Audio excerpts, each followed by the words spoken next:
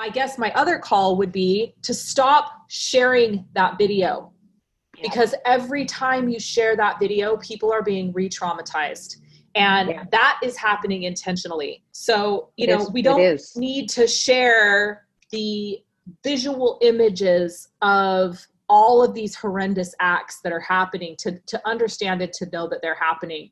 And when we do that, we are traumatizing our global population. And traumatized people are easier to manipulate and control. This is Leah Steele. Welcome to the Wealth Witch podcast. Just a few years ago, I experienced complete financial collapse. We lost a business, our home, and a car. My husband was selling plasma to pay for diapers and formula. I was living a life I hated, and I was miserable. It was the lowest part of my life. It ended up being my biggest blessing. Just a few short years later, I've designed the life of my dreams. I live a life of luxury in beautiful Bali, Indonesia, travel the world, and spend my days helping others manifest wealth and abundance. Living a purpose-led life changed everything for me. This podcast is about my journey, my top tips and tools for manifestation, and interviews with all the amazing, world-changing, inspiring people I meet along the way. Welcome to my world. Hello, and welcome to another episode of the Wealth Witch podcast, a special edition, actually, of the Wealth Witch podcast. I am really excited and honored to be joined today by my dear, dear friend and galactic soul twin, Michelle Patrick. Hello. Michelle, hi. Michelle is a multiracial woman who is a practitioner of Chinese medicine, naturopathy, and alchemy, currently living in the UK. And Indeed. Michelle and I decided to come together for this episode of the Wealth Witch podcast because we have been having lots of offline discussions in the last couple of weeks about sort of the state of the global union when it comes to all the sort of civil unrest that's happening. And we've just been, privately kind of offline weighing in on all the discussions around race, how it's affecting the world. And so we decided to come and lay it all out on the table for a special edition episode of the Wealth Witch podcast. So here we are. Welcome, Michelle. Hey, I am here. It is 4 a.m., so it's love, and I'm ready to talk all the things. Amazing. So I don't even know where to begin. We've literally been talking about this daily, and there's so many topics I think that we want to cover. So I think we should just get the multiracial, biracial situation out of the way first. Yes, please. Can we? I'd appreciate that. It's a good foundation. So for my listeners that may not know, I am a multiracial woman. I have a mother that I like to joke and say is the whitest woman in America. She has German and Scandinavian and primarily German and Welsh ancestry. And then my father is German, Black, and Native American.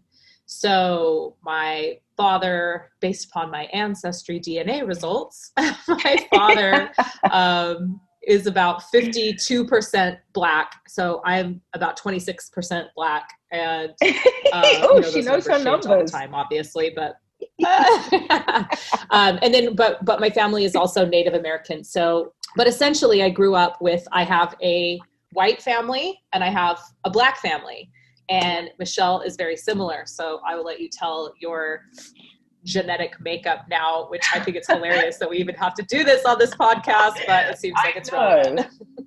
I know. It's like protection these days, though. Damn it. Okay, so I also have a very white mother.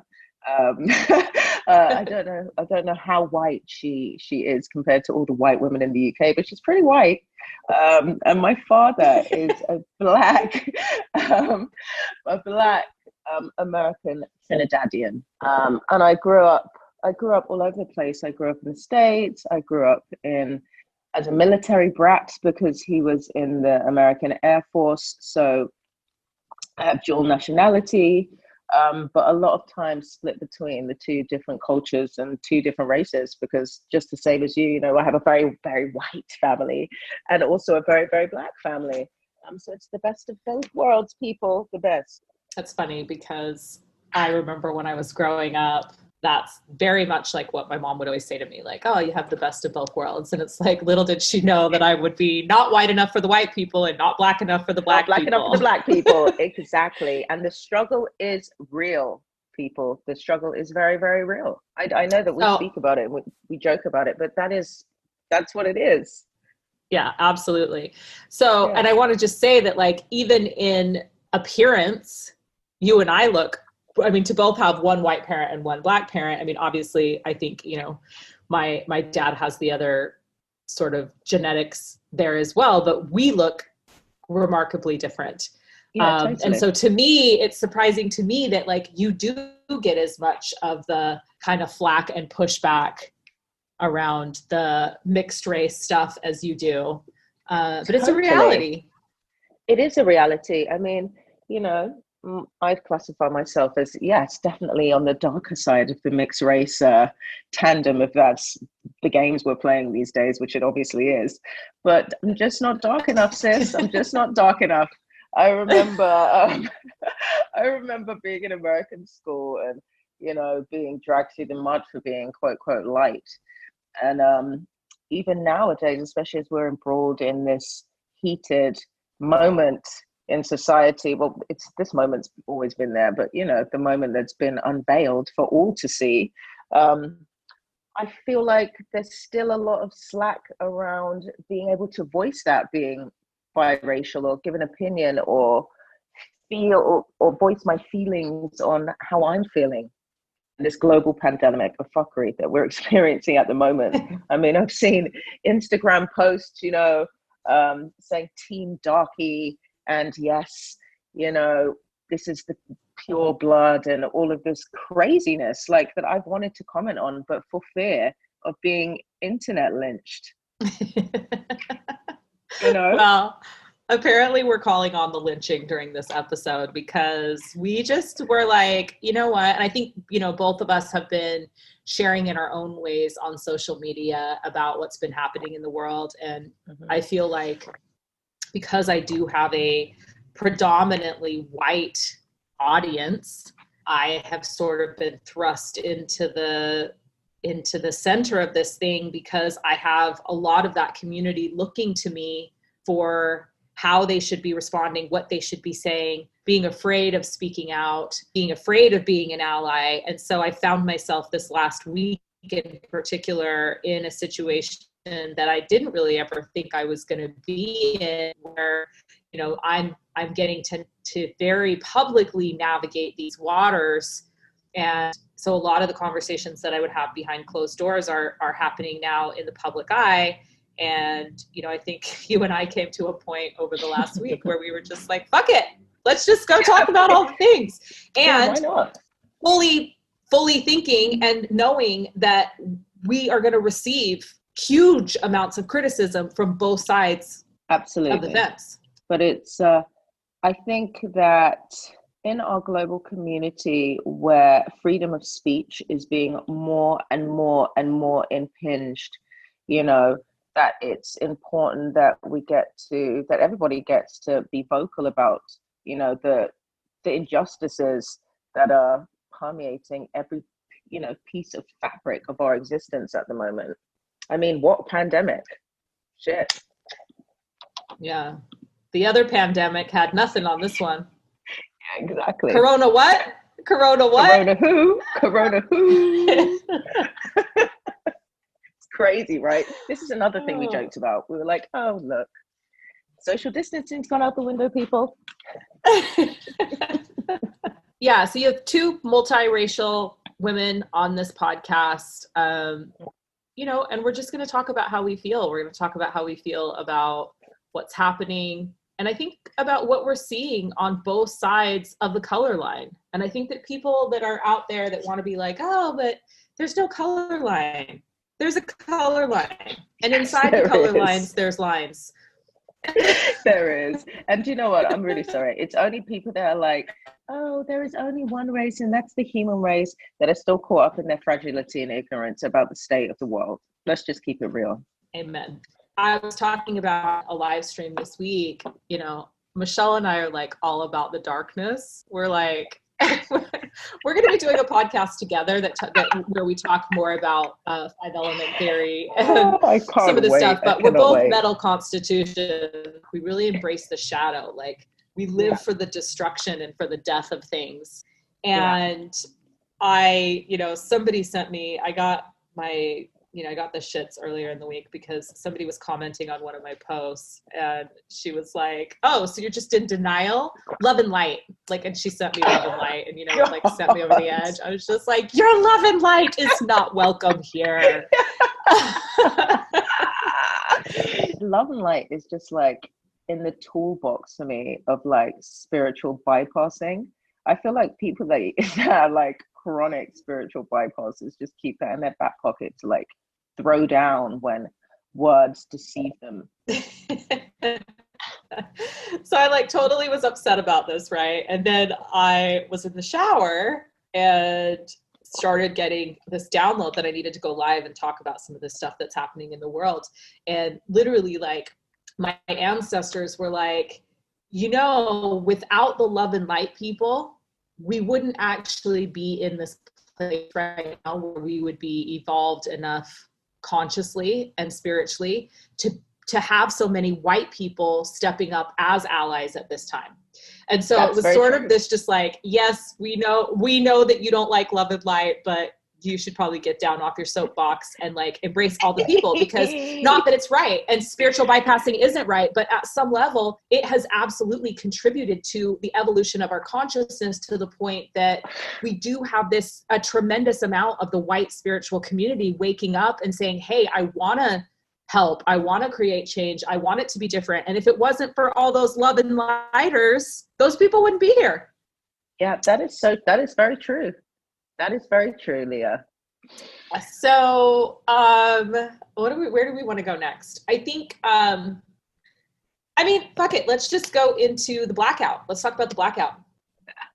Okay. So I kind of woke up to WhatsApp messages of black squares being sent to me and then saying, oh, this is for your use on your Blackout Tuesday thing. And I was really kind of disconnected because, we're both in the middle of writing a book right now. While we're embroiled in this race that's, going on. And I was just totally confused. I was like, okay, I'm just going to ignore this. And then I go on my Instagram and I'm just black screens. And not only black screens, I am receiving inboxes from people, saying to me, oh, Michelle, I really hope you're going to contribute today to this blackout. And you should really use your platform to support the community. Like, I'm not supporting my community. Like, I haven't voiced my disgust and, at the current state of Black America, or America in general. And then I just really didn't get it. I didn't get it. And I also didn't get the idea of why I wanted to black out the issues. I feel like that was some kind of algorithm master plan to silence the people. I don't think that we should be blacking out what's going on in our communities. I think it should be being seen. And also, I know that people were using hashtags that were essentially disabling people that were protesting and that are doing activism. It was disallowing their posts to be seen. And also, wasn't it started by the music industry, who we all know does not give a fuck? Let's just keep it real. Yes. And in fact, it's so funny because last night I was scrolling, and so I don't follow a lot of entertainers or artists or people that are in the public eye like that, but I do follow, Michelle and I both love 50 Cent, so I follow Biddy, but I also follow Diddy. Yes. And because they often have opposing viewpoints, and I just think it's fascinating to like sort of see, I like to keep my pulse on kind of what's happening in Black culture and within the music industry. And I loved what Diddy said, or Puffy, or whatever you want to call him, said last night that I read, which was, it was something along the lines of, yeah, it's great if you want to get on and support this, but don't do it just for one day. This is the issues. Yeah. So that was kind of my point. And one of the things that I said yesterday in a live stream was that, I didn't black out. I won't be blacking out. I won't ever black out, because it doesn't impact anything. Ultimately, it doesn't create change. No change was created by people putting black squares on their profile pictures or in their Instagram feeds. What would have created a tremendous amount of change was to call people to find a social justice advocate or somebody that was speaking on matters of race that could spread education. Why wouldn't you be sharing something that would be educating people, or something that could actually create a ripple? You share something, 3 people see it, they learn something from it, they share it, those people see it, and then ultimately a global impact is created, a global ripple is created. Yeah, ripple. What the fuck does a black square do? I know and I was really quite offended. I actually got some serious slack. I was telling you, like, I was getting angry messages from people in my own Black community as to why I was not blacking out, like as to why I was not blacking out. And just mirroring what you've just said, I mean, as far as I'm concerned, Black people have been blacked out for over 400 years. Yep. We have been silenced. Injustices have been silenced. The only reason that it is coming to the forefront of our economy's attention is because now we have smartphones. Now there's no way to escape the injustice. It's being shoved down, the throats of people that really weren't rooted in the deep injustices of Black America or Black anything. So to create one day, to create silence, essentially silence around that, I totally feel you. It could have been used for a better platform. And I'm not shaming anybody that chose to black out. I'm just saying, from my personal perspective, for those who chose to try and make it a thing that I didn't use a black square, that I totally get it, Leah. It's like we could have used that platform to show things that would make a ripple, make a change, rather than just sit in silence about it, which is what we've always done. Yeah. And I think, like, to Diddy's point, and also to what you were just saying, it's like, and you continue to use your platform to do that. And doing it one day versus making a commitment to show up day after day after day and, really stand up for your principles and share the things that you believe to be true is different. And I do just want to say, on this podcast, we are having like massive technical difficulties today. So the audio quality is not going to be perfect on this. And I want to just acknowledge that and say thanks to the listeners for hanging in there, because I know it's getting a little bit choppy at times. Yeah. So we appreciate you. And Bali internet is not is not fully cooperating today. No. And I think there's a lot of resistance to the messages that we're trying to put through. Like, we had a lot of difficulty even getting on the podcast today. Nobody wants the message. They can't handle the truth. Nope. So, I mean, I think that, like, if it really resonated with you to share the black square and you knew why you were doing it. I mean, I think the other issue that I really took with the entire movement was it wasn't just one movement. It seemed to be 3 or 4 that all got combined together. And so I don't think anybody really had a full understanding of why they were doing what they were doing. I saw white people doing it. I saw black people doing it. And so I feel like, this is the place where we have to really understand why you're doing the things that you're doing. It's part of the issue that we have inside all of this race stuff anyways, is a lack of understanding, and especially in America, people just barreling forward like a bull in a china shop from a place of ignorance. Yeah, absolutely. Yeah, that's totally the vibe. And we're just gonna keep it real, right? Like, I think that it's great that a lot of people from other races are, coming forward and they want to show their support. And it has been a global moment in change, and a vital global moment in change. But because of the media stimulation and the sheer mass of revolt, I wonder if that is from a place of authenticity or fear. I'm really getting a message and a feeling from a lot of, my circles, that there's almost an anxiety to need to voice an opinion for fear of being shamed and, silenced. And I just wonder if it's the right approach, and how much of those, those things are going to be rooted enough to move forward, and not just in a week, in 5 weeks, in 5 years, just like the Black Square. We're going to forget about it next week. Now we voiced our opinions and saved ourselves from mass, mass shame and embarrassment, or are we going to actually do something to make a change? Because that's what matters. Yeah. And I mean, I think that it's a big issue right now. And in fact, like, I've really been struggling with my Black friends that have been posting hey, white friends, your silence is deafening. Because what we don't want to have happen is people showing up in an inauthentic way. And again, it's the ignorance piece. It's like people go out and read one article, and then all of a sudden they're like sharing a position out in the world that they haven't researched, that they don't fully understand, and it creates more issues. And so I feel like the call to me, to like the white people in my community, or, white friends of mine, has really been like, take a beat. Yeah. Do some research. Yeah. Find out what resonates with you, and respond from a really authentic place that is in integrity for you.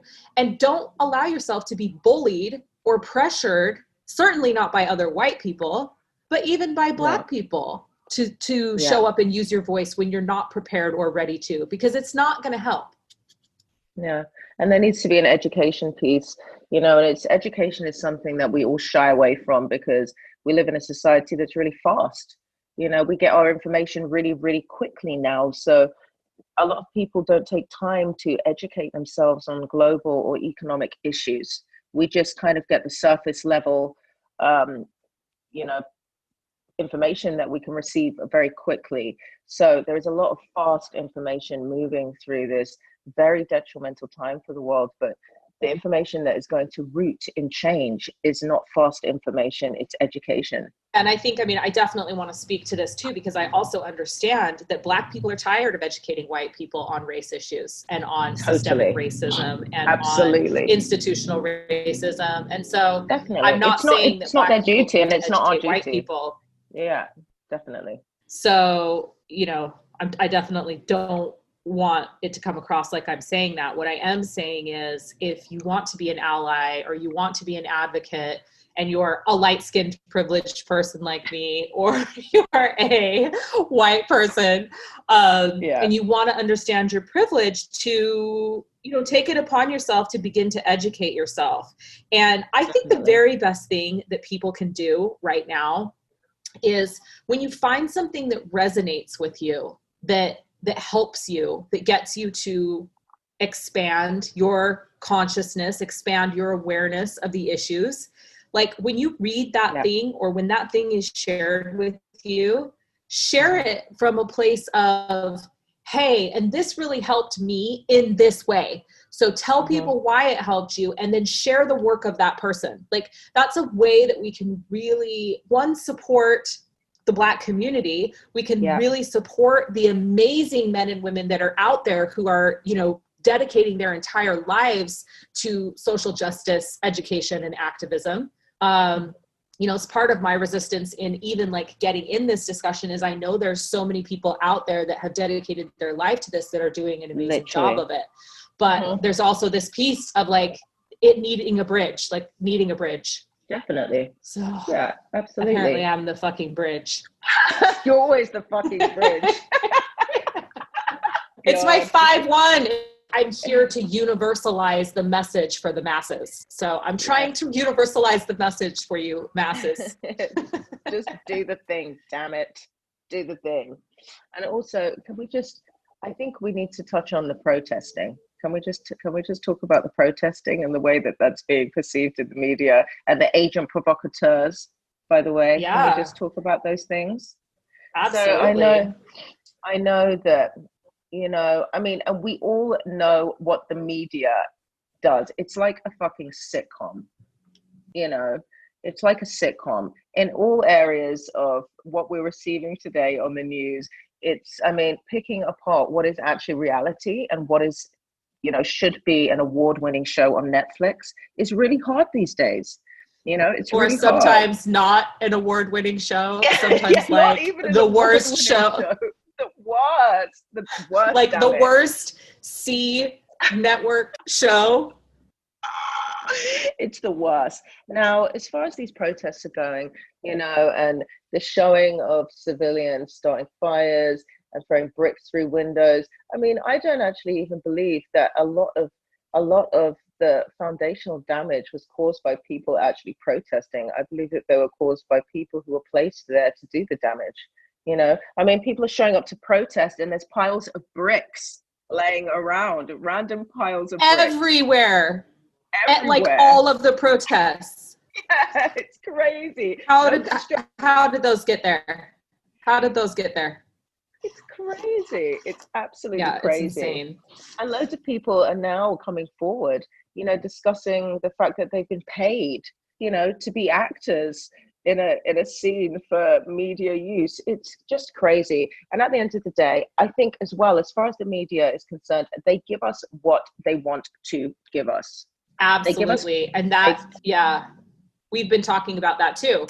It's like, allow yourself to question, why are you being allowed to see that George Floyd video?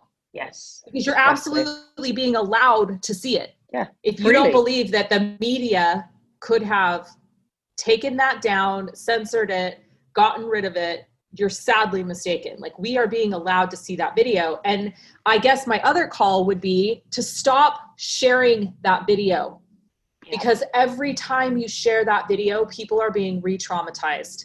And that is happening intentionally. So, you know, we don't need to share the visual images of all of these horrendous acts that are happening to understand it, to know that they're happening.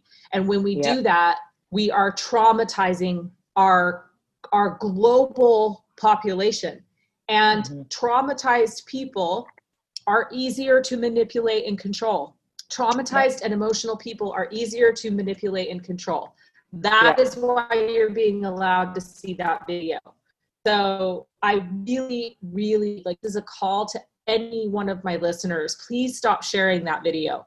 Please stop sharing the other videos. You've got the 77-year-old retired police captain, black man, that was shot, that video is now circulating.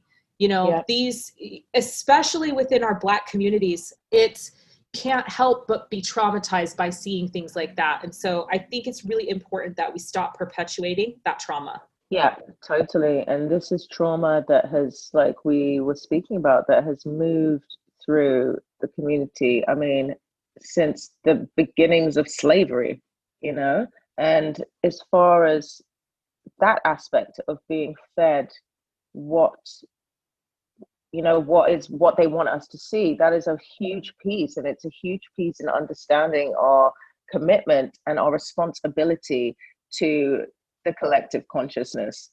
And I have been very, very shocked, to be honest, at our conscious community's inability to see through the fuckery of that.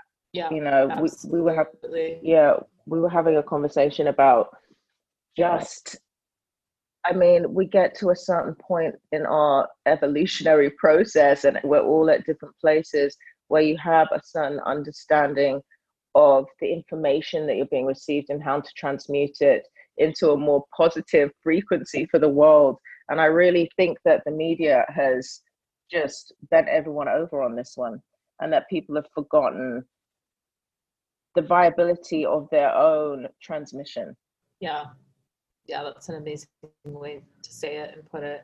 Yeah, it's been blinding. It has been just blinding. I cannot even bear to watch it anymore, because every time I put on the fucking news and I see, I mean, oh my God, did you see that video I just showed you that NBC was showing scenes from World War Z, the movie, and perpetuating it as the Philadelphia riot. Yeah. So and then people are saying like, oh, that's a fake. That was fake. Somebody made that up. And it's like, but here's the thing. Yes, maybe that one was. Maybe it wasn't. Mm-hmm. So much of, I mean, you see these, you can see this all over the internet where news media manipulates images or takes images from previous riot and then they show them again. And the media is literally a television show. Like you have to look at it like it's a television show. You can't look at it like it is not objective. It is not bipartisan. It is not like, it is completely biased and completely objective. And if you look at it as if you're watching something that is biased and non-objective, biased and subjective, then by all means watch it. But please do not go to the media, to the news media, expecting to get the truth, because it's just, it doesn't exist. It does not exist. It's wild, sis. I can't even believe like the levels. People would be like, didn't you see the news? And I'm like, no, why would I watch that? Like, no, I definitely did not see the news. No, I'm like, when I want to watch fantasy television, there's plenty on Netflix for me to watch. There is plenty because it is fantasy. And even, oh my God, even the messaging is just created like through the media platforms to incite, more unnecessary emotion. And emotion is needed. Emotion is definitely needed at this time of change. But the emotion that it's inciting is just insanity. Like the way they're showing the looting, it's like looters protesting who are looting America. America is the biggest looter on the planet. Why aren't they talking about that? Right. You want to see looting, just go to the damn museums, people. Ask the Native Americans, because, as far as the way I remember it, is that the whole fucking continent was looted. So to be in a position where you are sitting, watching this kind of information overload and manipulation, just turn off the news, people. Turn off the news, please. I mean, we've been talking about, obviously you're writing this amazing book and, especially in the work you do, which is about essentially changing the wealth paradigm. This is actually vital, what's going on in the understanding the economics and the change in our financial systems, because our financial systems and our economies are rooted in slavery. And we just need to call it what it is. It's almost like people don't like to say that word, slavery. Yeah. No, for sure. And we definitely don't like to say that, all of the wealth that any of us enjoy came from on the backs of bodies. Like, yes, it did. And the global economy was built on the slave trade. Yes, it was. It was indeed. Of course it was. So this is where the education. And I think so many people think like, oh, just America. It was just America. No, bitches. It was the whole world. And, I think that, yes, the African slave trade became very, very lucrative. And it became very lucrative in the United States. Oh, let's just talk about this for a minute. Let's talk about how, I think people want to be like, oh, but then, slavery, we stopped importing slaves from Africa and things changed. And it's like, well, no, we had about 800,000 slaves in the United States at the time that the slave trade, the importing slave trade stopped. But by the end of slavery, we had 4 million slaves. Exactly. Because we were breeding our own. Exactly. Just speak the truth. And this is the education piece, right? This is the important education, because if you don't know where you've come from, you have no idea where you're going. So it's really important than to rather just be grabbing for information from the ether, that you take it back to the root. Fast information is not going to create paradigm change in something that has taken 400 plus years to manifest. Do you know what I mean?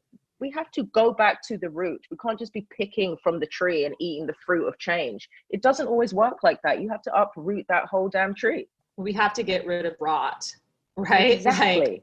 or the tree's just gonna fucking die. Like, it doesn't matter what we do. All this surface level shit that we're doing right now, it doesn't matter until we get to the, like, we go and we handle the systemic rot. So, and we can't do that without education and awareness and acknowledgement, I think, too, is a big piece, the acknowledgement, right? But we don't want to look at that because it's horrific, and we would so much rather pretend like it didn't happen. Yeah, of course, just like everything else. And that's the mastery in it. And, you know, we're both huge on self-mastery and like internal alchemy and stuff like that.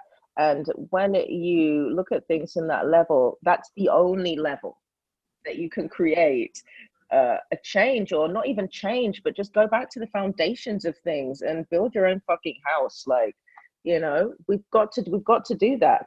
And I think this piece that we're talking about right now is so important to the whole issue that's being received right now globally as far as race is concerned. You know, a black square is not going to make a change. If you want to educate yourself, go back to the roots of the issue. Go back to the roots. Call out the other people's names, because it wasn't just George Floyd. There are countless, hundreds, thousands of people who have suffered, you know, at the hand of systemic racism. So, you know, but these are the things that we don't want to look at. We don't want to, because it's too ugly. It's ugly. It's ugly as shit. But you've got to get dirty, baby. Otherwise, you know. There's so much right now in the world where it's like all these paradigms are dying. Yeah. Like every day a new paradigm crumbles and dies, right? And we're in the middle of this, and it's like we do have this really beautiful opportunity right now to, because of everything else, because of the perfect storm that's happening in the world right now, we actually do have an amazing opportunity to be like, no, you know what, this time it's going to be different. This time we're going to go and rip out this systemic rot. We are going to educate ourselves. We are going to open our eyes to what's happening. We do have that opportunity right now. And there has never been another time like this, but we have to open our eyes. Yep. We have and to. Stop watching Fantasy Island. Stop watching on TV. Fantasy Island and the agent provocateurs. It's wild out there, people. Use this time, to do the dirty work. Do the dirty work with yourself as well, you know, because that's where change has come, you know. And, you know, when we were talking about like this oversensitized emotion coming from, you know, people because they're feeling put into a box and having to speak on something in the moment, which is, you know, my concern for it is that go back to the root. Ask yourself why these issues prior to George Floyd weren't an issue to you then. Yeah. You know? I mean, this is the part that's really uncomfortable. It's uncomfortable to look at your own privilege. It's uncomfortable to look at how, like, it's uncomfortable to look at how systemic this stuff is. And it's difficult because, you know, I have so many friends that live in the United States that are like, I don't see color though. I'm not racist. And I'm like, right, you don't see color. And that's part of the problem. And because you don't see color, you also cannot see the systemic nature of the racism that exists. Like, people will be like, no, slaves were free. Like, Black people are equal. We had a Black president. Look at Oprah, you know? And it's like, God, Oprah. Yeah, let's look at that Oprah. Black president and Oprah, probably the worst things that ever happened to the Black race, because they give excuse of, but look, there must not be systemic racism in the United States if Obama can be president. But look, there must not be, but the Black man must not be being held down. Look at Oprah. Fantasy Island, people. Stop watching Fantasy Island. Stop it. Save yourselves, you know, and please, in saving yourselves, save the collective consciousness, because it's I feel like the whole grid is being crumbled right now. We have a responsibility to each other, to the other beings of this planet, you know, right now, to wake up and stop being sheep and reclaim like our own destinies, but also like we have an opportunity to build a world that we all want to live in right now. And, the whole entire world is gone crazy and is out of control. Like, how easy would it be right now, the people to just raise up and create what they wanted to create? Yeah. Oh There's never been a time like right now. Where's Study Bookman when you need him? You're right, though. There has never been a change. It really feels like that. Like we're on the brink of like something huge. You predicted this shit last year as well. It's crazy. So, I know this other thing that I wanted to talk about. Maybe we can end on this because we've been going for quite a while. But so I was like, where the fuck are the Malcolm X's and Martin Luther Kings of our generation? Right. Jail. So you said that, and I was like, oh my God, they are in jail. They are. Oh my God, the prison system. Do we need to do another whole podcast on that? I feel like this is paramount in silencing, a whole race. The prison system is slavery. It is slavery in real time, and that's probably where they all are, because I think it was totally planned that way, because you know how everything is manipulated and controlled. Yeah, absolutely. And, it's like, because I'm looking, where are our Black leaders? Where are the leaders that are going to help us rise up against these injustices? And it's true. They were they are the victims of systemic racism. They are boys that were shuttled through a system to land them in incarceration. Facts. That's what it is. Another thing that people turn a blind eye to. I mean, imagine what it would do to the global fragility if now people actually start to educate themselves on that shit. Well, that's the thing. That is the biggest piece, I think, that people do not want to look at. They do not want to believe that is happening in the world. Yes, they don't. Oh my God, I know we're coming to the end of it, but now all these things are coming up for me. It's just really interesting, isn't it? It's really interesting. And I think we made some really good points. You made some really good points about the systemic rot and the ownership of contributing to that rot, essentially with ignorance, and things can't just be magicked away with sage, in 2 seconds, because now you've chosen to see, shine some love and light on the shadows of your ignorance. Take it back to the root, people. You might need some Palo Santo for that. I don't think sage is going to do it. I think that might need to be the title of this episode. Shine some love and light on the shadows of your ignorance. Yes. Well, we might have to do a series on this. We might have to come back in a few weeks and talk about what's happening then, and talk more about some of this more systemic stuff that exists, like the institutional racism and the systemic racism, because I think it's important that people understand that. But yeah, I think we made some really good points today. Hopefully we shined a light, what's the word? Some love and light on the shadows of ignorance love and light today. Yes. Well, thanks for being here. I think I feel better. I'm sure you feel better now that we've said some of the things. Now we'll just wait for the hate mail to arrive. Yeah, I know. And this is PG. This was PG, people. This was PG. Like, I'm telling you, you do not want in on our Telegram chats. But speaking of our Telegram chat, we do have a joint Telegram chat called the Hive Mind. Where we've actually been sharing more information on things that are, kind of in the self-mastery world. So we could definitely start sharing some more on these issues as well there. Yeah, you can find us.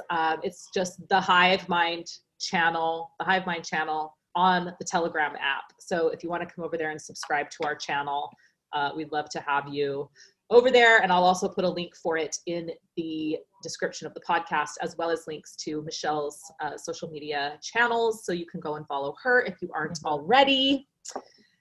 And thanks for the time. So it was a pleasure to have you on. I'm sure you will be back. I cannot wait until we launch our podcast. Oh my God, hurry up.